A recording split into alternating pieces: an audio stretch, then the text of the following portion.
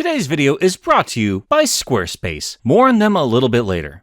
Welcome back to Sonic Speed Reading, and the conclusion to what I've been calling the Surge Saga, as the current arc wraps things up with issues 55 and 56. There's a lot of crazy stuff that goes down in these two issues, and there's going to be a lot more to pick apart after the fact, so let's not waste any more time and get right into issue 55. We pick back up in the abandoned Starline base with Kit rerouting all of the power of said base into Surge herself in preparation for Sonic's attack, which they are assuming he will do. And they're not wrong, as Sonic and Tails are hot on their trail, as Tails has used his Miles Electric, that yellow iPad he always uses, to track down the energy source of Surge, which probably is a super easy thing for Tails to do, let's be real. But right before they're about to enter, Sonic is rushed by Metal Sonic, who is jonesing for a rematch. Shortly thereafter, Eggman shows up in his Sonic Adventure 2 Egg Walker, and I love that it's drawn like it's a low poly Dreamcast model, with all the hard angles in places that it really doesn't need it. That's adorable. And this is a really funny little interaction between Tails and Robotnik. Both of them are here to track down Surge for their own separate reasons, and neither group was expecting to run into each other. And Eggman's yelling at Metal Sonic because he didn't order him to run along ahead, but as soon as he sees Tails, he assumes that Sonic is also there, and quickly realizes why Metal went in before he did. So yeah, while Metal Sonic can't deviate too much in terms of his characterization, there is still a little bit of a rebellious streak in his coding whenever it comes to Sonic himself. And there's going to be a lot of fun little moments between all of these longtime rivals as we get further into the story. But we catch up to Metal and Sonic as they are bouncing around a factory floor, with Sonic sassing as usual, but once again we're seeing him treat Metal like his own person, not just a piece of machinery, as he does bring up the brief pause Metal had when he encountered Bell. And Metal responds by slamming Sonic into the side of a cargo crate. And I just noticed this, I've read this issue like 3 separate times, but I just noticed that there's one of the SA2 Chow boxes in the background here. That is fantastic. But the battle is interrupted by the arrival of Tails, who explains that he just ran into Eggman. And then the comic cuts back to just a few moments earlier, as Eggy and Tails had been running together down the abandoned hallway, with Tails having just gotten a little bit ahead of our Mad Doctor. And while he's alone, he laments over the changes Starline had made to the floor plan of his factory. Remember, this once belonged to Eggman, but during the Bad Guys miniseries, Starline had taken this over without him ever noticing. The platypus had correctly assumed that Eggy had so many of these places he wouldn't notice one of them being taken off of his directory. Anyway, Eggman says that he can at the very least still track his dynamo cage, but notices its location is showing it's right on top of him. And we pan up to see Surge. And Eggy, not being an idiot, pulls out his classic Glock and tries to ice the tenrec. I'm so glad they brought that stupid thing back. Surge, being as quick as she is, manages to dodge a shot, lands on the walker, but Eggy grabs her by the hair and just chucks her behind him into his army of egg pawns. So that's twice we've seen the Glock, and that's twice we've seen Eggman manhandle the animals. Hopefully they don't make that too common of a thing, but I still think it looks pretty funny. Anyway, as you'd expect, Surge quickly takes out the pawns, and then has a brief battle against Eggman and his walker. And as you'd expect from Adam Bryce Thomas, it looks insanely beautiful. And it's cool to see Eggman utilize all the different functions of the walker, shooting off the classic missiles and also using the boosters to blast fire on Surge herself. But remember, she still has the wisps in her arsenal, and she makes use of the cyan laser and blasts the leg off of the egg walker. And that definitively proves that Sonic Colors is a much better game than Sonic Adventure 2. That's just how the rules work. I don't know what to tell you guys. That's how you review games. What's interesting here is that Surge doesn't immediately go after Eggman once she takes down the walker. She instead rips out the Chaos Drive charging the thing. You know those crystals that you would pick up in Sonic Adventure 2? Those are canon in the IDW universe. So we got power sources from Sonic Adventure 2, Sonic Heroes, and yet not a single ring has showed up in the series yet. But yeah, this is interesting. This is once again showing us that the dynamo cage is allowing Surge to absorb energy from just about anything that can conduct it. And we see she has quite the rush once she takes the Chaos Drive into herself. But while she's riding that that wave, Eggman begins to frantically type in his private codes into a nearby number pad on the factory floor. Assuming that while Starline has put his name all over the place in the base, he still didn't know the private access codes. Unfortunately, he's quickly proven wrong as he's greeted by Starline's voice, talking crap to the good doctor, saying that his little cheat codes weren't as well hidden as Eggman thought. This also grabs the attention of Surge as she begins to charge up, ready to attack Eggy. And just look at the face Adam drew here. This is absolutely nuts. But of course, a yell from Eggman calls the attention of Metal Sonic, who ends the fight between Sonic and Tails and rushes to rescue Robotnik. And Sonic and Tails, being the heroes they are, of course, follow close behind. Metal shows up with Surge having pinned Eggman to the floor. The two knock her loose and send her flying, and she's stopped as Sonic puts his foot up. And what's happening here? Adam can't draw a Sonic comic without some questionable stuff happening in it, I swear to God. Anyway, yeah, Surge quickly realizes that the two long-standing enemies have teamed up, so she makes her retreat. And yes, of course, I see the lovely little nod to the Sonic OVA here with Eggman and Metal Sonic. I'm not gonna catch every single reference here, guys. Every time I put a comic video out, I swear to God, there's someone like, I'm surprised you didn't mention this. I see them. I just don't mention every single one of them. But yeah, Surge retreats into the rafters in a panic, and she huddles up in the dark by herself, saying that no matter how strong she gets, they'll find another way to hurt me. Hurt us. So hold that in your mind, because we're gonna have to get back to that after we're done with these comics. Soon after, Surge regroups with Kit. She lets the little Blue Fox know that Eggman and Sonic are working together, and they have to go through with the plan. And Kit lets her know that he has locked out all other routes in the base. So wherever Sonic, Tails, Eggman, and Metal are, they are stuck there. And we turn our attention back to those two groups. And while briefly explaining what's happening here, it's basically these guys coming to a truce so they can deal with Surge. I once again have to recommend you go and read this stuff for yourself, because the art, facial expressions, and snippy banner on display here are top notch. Eggman and Sonic shake on their truce and begin to make their way through the only route they have through the base. Sonic says it sounds like a trap and it sounds like fun, and Eggman responds, if I knew you were enjoying them, I wouldn't have made so many. Okay, so that's the one thing I will point out. I love that they talk about, well, basically level design in Eggman bases in the games. That's a cute little reference. As they make their way through the base, they come across a room filled with glowing green containers, the same ones we saw Kit and Surge come out of way back in the day. And it seems there are still some life forms in a couple of those tubes. I don't know if those are shaped like anything specific. My immediate thoughts are a space pirate from Metroid and a Pikachu, but let me know what you think. This room is here to basically catch these characters up with what's going on with Kit and Surge, stuff we've known already for months, as we've had all of this explained in the Imposter Syndrome miniseries. I love all the cute little references to the game themselves with the spin dash and the homing attack, as well as a lot of fun concept art of Kit and Surge actually being portrayed here. But yeah, this is the very first time all of these characters have come to realize what Kit and Surge actually are. Starline made them. And Eggman's actually very impressed, pointing out all the crazy things Starline had done to them. Biomodifications, cybernetic augmentation, neural conditioning, and he built this all in a cave with a box of scraps. Sonic says, if I didn't know any better, I'd say you were impressed. And Eggy responds, yeah, he is. It's a remarkable achievement. He even says Dr. Starline possessed one of the finest minds he had ever encountered. And Tails rightly points out, all Starline ever wanted was Eggman's recognition. If he had just complimented the guy once, they could have avoided all of this. Eggman says he'd never do such a thing, and when Tails says, you just did, Eggy says, not at all. Admitting the skill of a bested enemy only proves my brilliance. It's a quick little scene. It's really only here to get every character on the same page. They now know as much as the audience, but in these brief interactions, they really do a fantastic job laying out what these characters are all about and how big of a dick Eggman actually is. I love his characterization in this book. From there, they move into a giant room filled with multiple stories with more cylinders filled with green goo. Sonic calls out saying, hey, we're here, we know you're watching us, and Surge and Kit just walk out from behind one of the giant canisters, not saying a word. And I have to wonder what the point of this was. Was this to show them on more neutral ground? It's just, I don't know. I feel like I'm missing the purpose of the art here, because there's just so much weird empty space in this panel. And usually these guys, Adam especially, are very good with their page layouts. So I don't know if this was originally space for extra text and they just took it out, or this is maybe made to portray these two characters as actual people as opposed to crazy-ass monsters. I don't know. I think I'm missing something here, so I would love to hear your interpretations. I know I'm spending a lot of time on this one silly panel. It's so weird. There's just no ceremony to it whatsoever when apparently they have this big plan to finally take out Sonic. But yeah, speaking of the Hedgehog, after he's learned everything he did about Surge and Kit, he once again tries to solve the problem without raising fists, just asking her to hand over the dynamo cage and calling it a day. But Surge responds with a Vegeta pose, letting him know, nah, it's going down. And that's where issue 55 ends, with Surge and Kit taking on Sonic, Tails, Metal Sonic, and Eggman.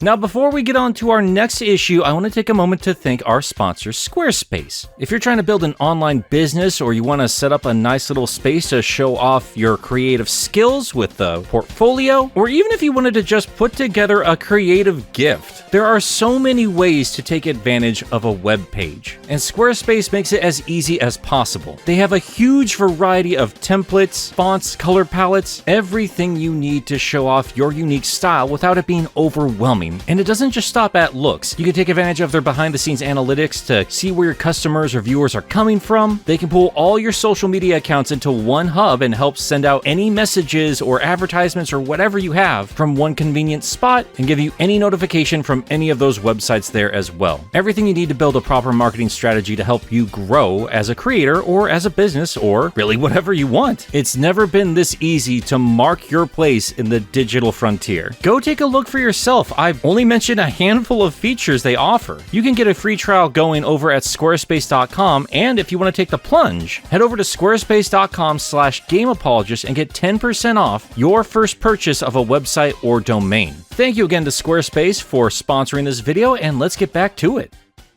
Issue 56, as you'd expect, opens up with a beautiful splash page showing all of the players here going at it in a giant free-for-all battle. Tails and Kit are facing off, as you'd expect, and Surge is taking on Sonic and Metal Sonic all by her lonesome. Once again, as it always happens with Tails and Kit, Tails is just on the defense, knocking away the water tendrils and telling Kit he doesn't want to fight, but he will not let Kit hurt Sonic. Kit, without a word, just turns away and makes a break for it, with Tails asking to wait. But we turn our attention back to Sonic, Metal, and Surge. And you can tell, even with all of her power, she's having a really hard time keeping up with these two hedgehogs. But she notices Eggman trying to slip away, so she turns her attention over to him. But this is a ruse. She's using the ever-predictable nature of these two hedgehogs against them, as she knew Metal Sonic would disengage with whatever battle tactic he was up to just to rescue Eggman. She blindsides Metal, grabs him by the leg, and smacks him into Sonic, sending him into one of the cylinders, cracking it, and liquid slowly begins to pour out. And Metal responds in kind, bringing up yet another Sonic adventure to reference by putting up the Dark Shield, trapping Surge's hand within it. And while it does look painful, unfortunately it is attached to the dynamo cage, and she uses it to absorb the power of the Dark Shield and Metal himself. With the robot down for the count for now, she turns her attention back to Sonic. She charges full blast at him, but he moves out of the way just in time. And the impact she leaves crushes a ton of the cylinders and the structure of the room itself. The room is beginning to fill with water, and Eggman tells Sonic he might want to get out of it. Sonic says, yeah, I might not be a great swimmer, but I'm not going to drown in a puddle. But that's not what Eggman means, as Surge begins to charge an electric attack. But before she can hit Sonic, he is saved by none other than Dr. Eggman. Once again, I think this shows a very interesting dynamic between these two longtime rivals. I think deep down, Eggman doesn't actually want Sonic to die, but then again, we actually don't need to look that deep into it. He doesn't have any other line of defense with Metal out of the picture, and he knows Sonic is not gonna let Robotnik die. So saving his ass just makes sense. He tells Sonic to keep her busy while he repairs Metal. And Surge, while looking more and more exhausted, now is showing two wisp powers at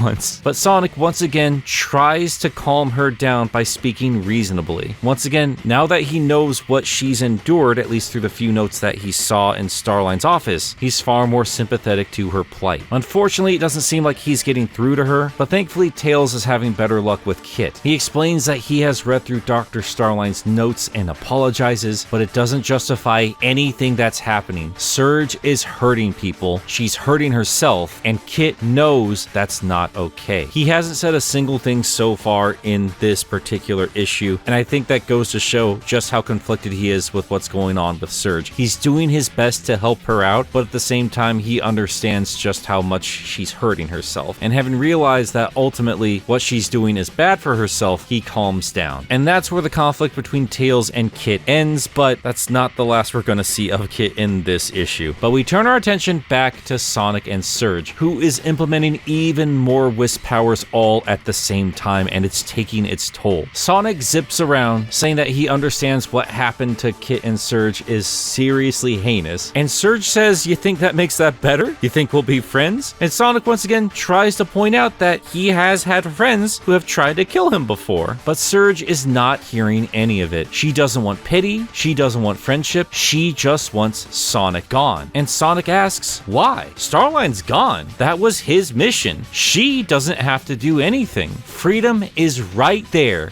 waiting for you. Just take it. And she responds with a quiet, "I can't." She closes her fists, removing the blocks that she had generated that Sonic was sitting on, sending him crashing into the water below. She electrocutes Sonic and pins him down, saying, "You don't get it. I was built to live in your shadow. It's in my blood, my bones, my brain. There is no freedom for me, not while you're still alive." And she overloads the dynamo cage, electrocuting the living crap out of Sonic. Straight up killing him. But, he's died a few times, he's just fine. But yeah, no, really, his heart has to have technically stopped for a quick second there. But to no one's surprise, he shortly recovers, waking up to seeing all of the wisps now free from the dynamo cage, and poor Surge having finally collapsed, overloading all of that power. It seems the conflict is finally over, but unfortunately, Eggman has returned with the recharged metal Sonic, and he tells the robot to collect the dynamo cage and the tenrec, breaking the deal he made with Sonic. But before Metal can do anything about it, he is smacked aside by a giant rush of water controlled by none other than Kitsunami. He has finally made his way to the battlefield, and slowly he absorbs all of the water around him, forming up around all of the fighters. And finally, for the first time in this issue, he speaks, responding to Sonic, saying he didn't do this for him. Kit says, "I know what's going on here. I've seen it before. Starline, Eggman, you're all the same. You don't need me or Surge. You want us. All that matters is what we can do and how you can change us so you can prove that your way is right. I'm going where I'm needed, and that's with Surge, and I'll bury you all here along with our past." Calmly saying all of this while he takes all of his water tendrils and lifts Surge up carefully into his arms and brings the place crashing down around Sonic, Metal, Eggy, and Tails, doing a mic drop and an entire bass drop. This kid is nuts with this power. Of course, everybody makes a break for it, but as Tails tries to fly Sonic out, he's hit in the head by a giant piece of concrete, so Sonic takes over the rescue, grabbing up Tails, leaping from falling pieces of concrete, desperately reaching out, not getting a great grip, but thankfully Tails comes to and helps both of them finish up their rescue. The two crawl out of the rubble, looking around, and while Tails is about to ask, "Do you think Eggman made it or not?" before he can even finish his question, Sonic says, nah, he thinks Eggman's still alive, and in the background we see Eggy is, yeah, indeed, alive. Sonic and Tails stare at the Doctor furious, but as per usual, decide to let him go. The two groups part ways back to their same old dynamic, and that is where the story ends. Alright, we've gone pretty non-stop just catching up with the last batch of issues, and on its surface, it's just fight after fight, every battle escalating with barely any breathing room between bouts. In that sense, it reminded me of some of Ian's early work on Archie, which featured, interestingly enough, Scourge. It felt like every time this green hog showed up, there would just be battle after battle, but that's as similar as these stories get. But I bring them up because Surge is generally considered a repurposed Scourge, but I think here in Evan's story, Surge has once and for all shown us that she is her own character, even while serving the purpose of being, once again, another clone of Sonic. That, ironically enough, actually helps define her in ways that the likes of Scourge never could have been, and Metal and Shadow, quite frankly, should have been. And divorced from all of that, Evan is using both her and Kit to explore some incredibly heavy themes and emotions. Things that, yeah, Archie has attempted to do here or there, and usually in horrifically poor fashion, but all these years later, I feel like the IDW team has handled these heavy themes quite gracefully. So we're gonna take some time on the back half of this video to talk a little bit more about all of that. But first, let's get some of the other stuff out of the way. As per usual, the art between Evan and Adam is simply stellar, intricately detailed and laid out, and as I said much earlier on, Adam's getting some crazy faces in some of those panels, and they're bound to get some Twitter circles all hot and bothered, bless them. Both Evan and Adam are some of the best Sonic comic artists we've ever had. I know I've mentioned that before, and I will keep laying praise on thick because I'm tired of people whining about how round Sonic's quills are. You stupid kids. You dumb, stupid, dumb kids. You don't understand, but I'll make you understand. Look, I've gushed about the art and commented on the interesting dynamic Sonic has with both Metal and Eggman, and I've already been a fan of Evan Stanley's writing, but I feel like she's playing a little bit more with Ian's tools these last few issues, with a much heavier focus on action and fights, but letting them get emotionally intense in ways I've not seen in previous arcs she's done, especially when you consider the finale of this fight, giving us some of the rawest bits of violence we've ever seen in a Sonic book. Like I said, Sonic was straight up murdered for a second there. And yeah, like I previously mentioned, we've seen Eggman pull out a Glock before, we've seen him power bomb an animal before, we've even seen Sonic and Metal team up before. So yeah, while those moments are still cool, they don't hit quite as hard because we've seen them before and quite recently. But that said, the fights aren't the most interesting things on display in these comics. While we have Sonic and Tails and Eggman and Metal Sonic, make no mistake, this story belongs to Surge and Kit. Even if Kit didn't talk at all for most of issue 56, he still managed to make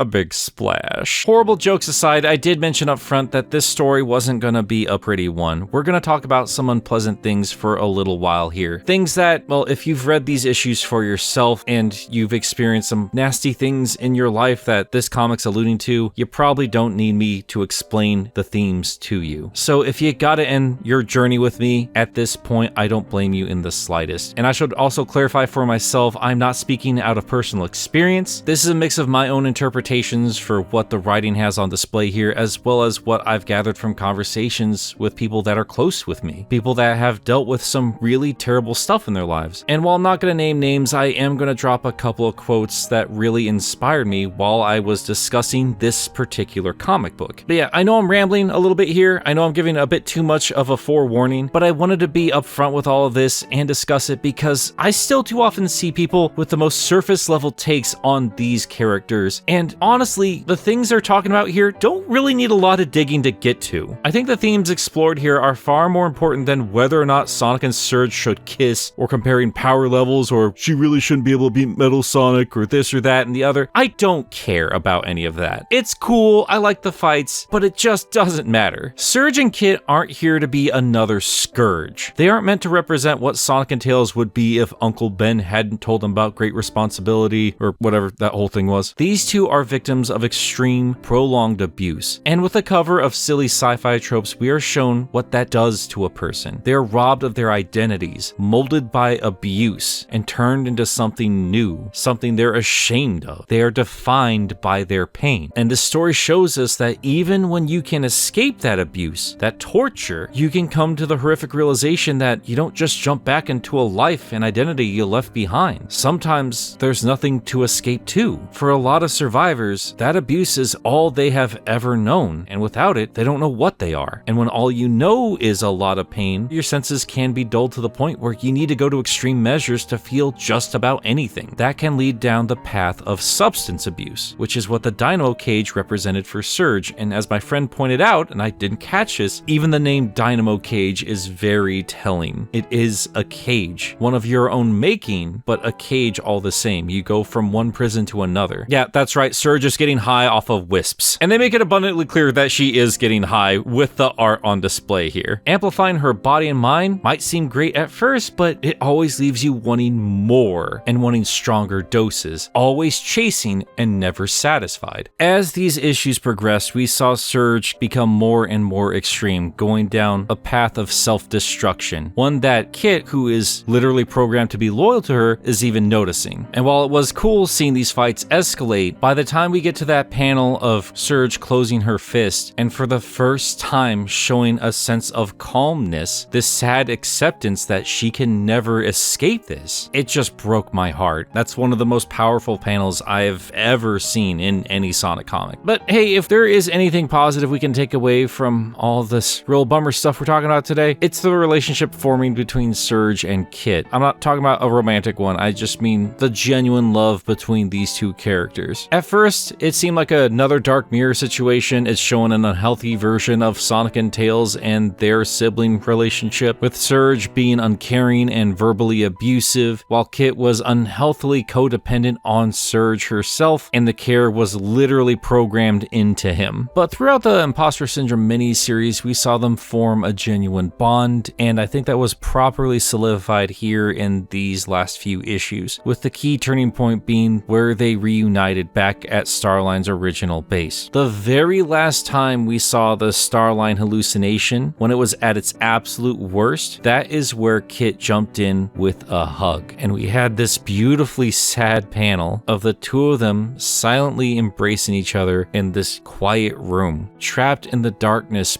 but trapped together. There's a kinship in their shared trauma, and it's not just on Kit's end of things. We see that Surge is growing to love him too, even while she's dealing with another panic attack after she realizes that Sonic and Eggman are teaming up, and no matter what kind of heights she reaches, they'll always drag her back down. Even when she's huddled in the fetal position in the dark, worried about them hurting her, even then she corrects herself and says, us. Never once in that power-fueled rampage did she ever turn that hatred or rage onto Kit, when she was so quick to do that when we first were introduced to her. And Kit, we also see, evolves his love as well. Again, it was programmed into him, he was designed specifically for her, and throughout even this story we saw just how unhealthy his mindset is about his relationships. But during, I think, this last issue especially, when he was as quiet as he was, we really saw him figure all of that out. At least I hope we're seeing that anyway.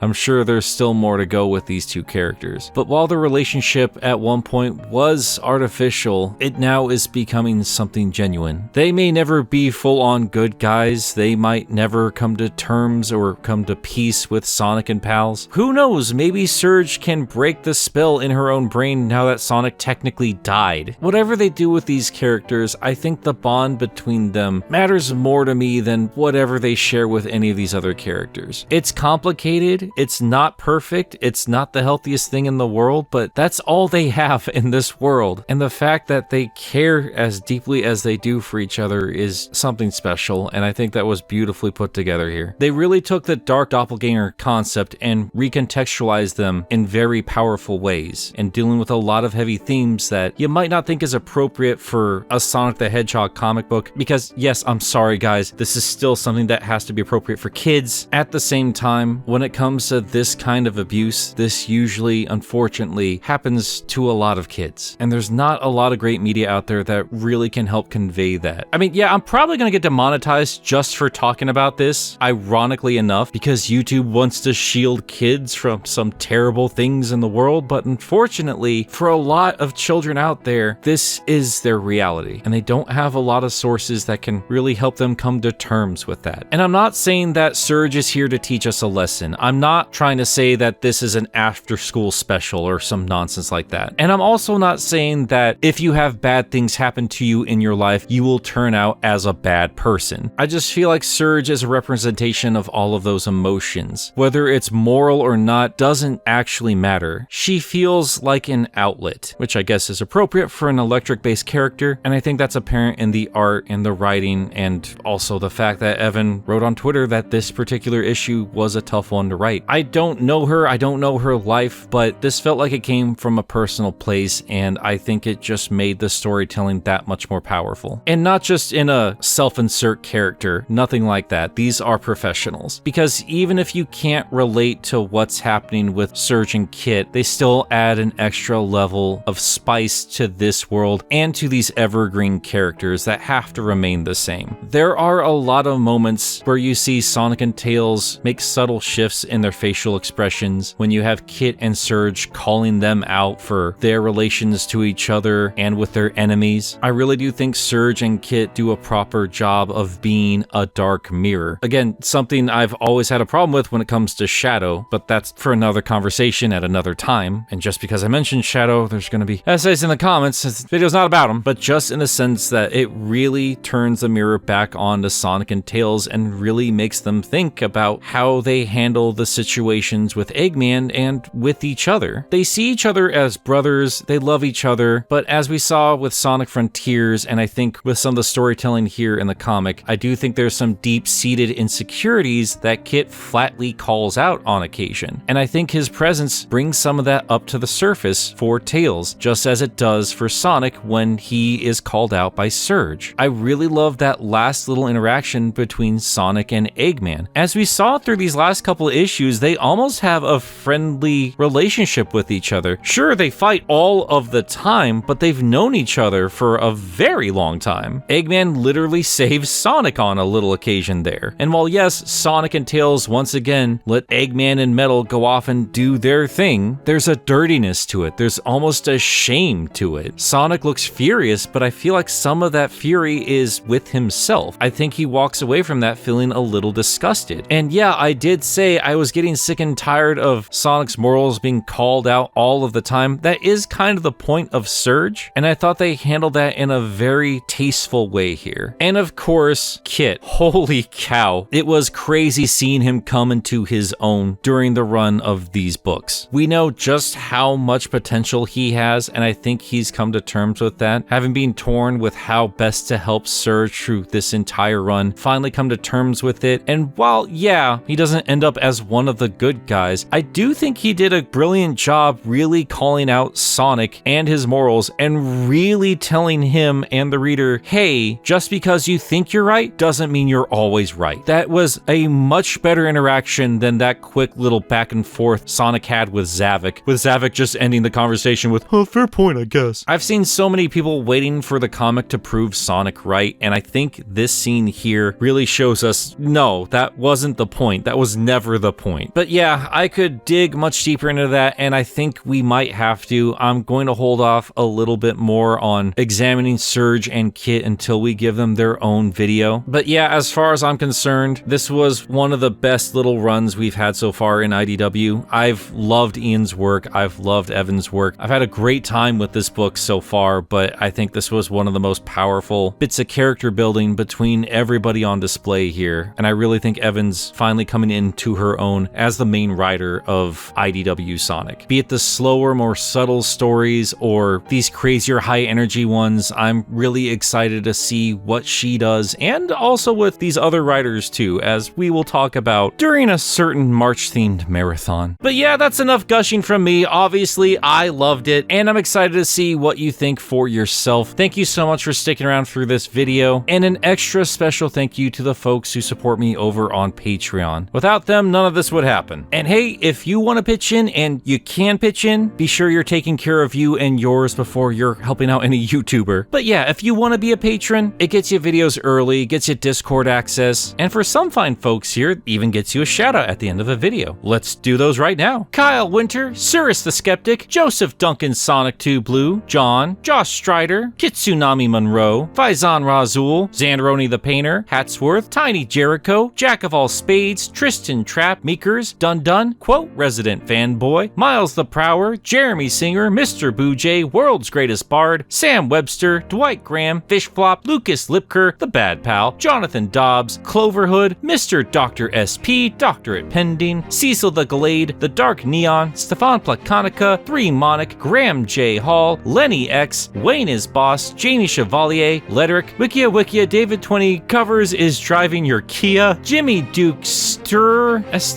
still not sure on that one. The Lumberjack. Today's video isn't sponsored by Raycon brand wireless earbuds featuring 10 hours of battery life and a 30-foot Bluetooth range. Well, at least today that's true, thanks Otis. NBTV, Mute, Trash Baphomet, Autumn from Twitter.com, Jin Seotame, Nezend, Enerjack 5, Grayson Coniger, Spades the Nocturne, Ken K, Then 101, Paxton Bisbee, Sindarin 7, Stevie Cole, Where's Arnold, 3 Rule 4, Twilord, A Seer Warns of a Deadly Fate, Paisley, Eric Delgado. Oh god, oh, tickle throat. Oh, what'd you do to me, Eric? Oh, that got tickly. Ugh. Eric Delgado, Cody Gracius, Kodinsky, Jamo Art, PK Durbar. That's another one. I'm never sure if I'm saying that right. Do you want to be called Durbar? What do the 2 dots on top of the A mean? I never remember that. Am I saying it right? Is it bar? Bear? Anyway, Crimson Rose, Give Up Your Children, Separate, Sonic PAJ, Munacent, Sagard Lagan. Just reiterating, this video isn't sponsored by Raycon brand earbuds, and you shouldn't visit buyraycon.com and enter the code BOOJAY. I mean, if that actually works, I'd be impressed. I'd be impressed. I don't know what to tell you. Roxas the Cat, Godzilla, Makuta of Salt, Gleam the Anomaly, Alexander Watson, Calais Presley, Native Nerd 27, Neil Gampa, Conan Kudo, Sharif Pi, Aeon 3 Valafor, my man Zubair, Tenrec Terror, and Butt Sex. Alright, sure, why not? That's your money. You do what you want with it. YouTube, don't get mad at me. It's sects. S-E-C-T-S. We're not damaging any children's ears reading that one, I promise. Thank you so much for joining me today, and I will see you all again very soon. Toot toot, Sonic Warriors.